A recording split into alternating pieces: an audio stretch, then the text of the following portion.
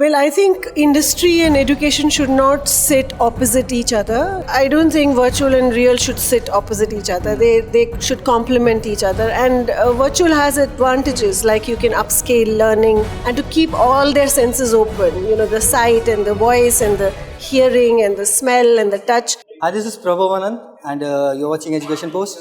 I'm here at FWA Conclave 2024. With me here is Dr. Vibhuti Sachdev. Ma'am, nice to have you here, ma'am. Thank you for having me. Okay.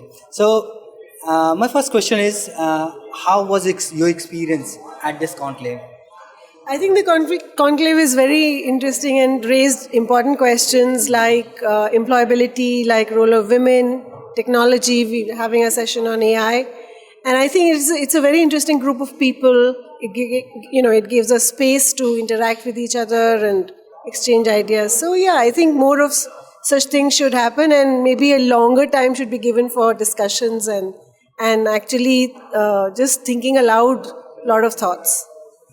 So, my next question is about industry. First of all, that comes from this conclave is Industry Academia Conclave. So that's my question is how the industry and academia should be collaborated for a better reachment, for a better employability for the students and as well as for the institutions. How should that be collaborated?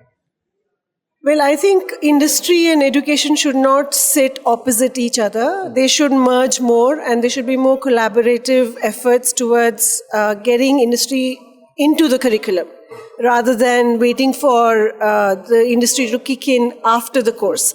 And I think that is very important. And the other thing I want to say that education should not be treated as a place that caters to industry. And that kind of healthy collaboration would be very good for both education and industry.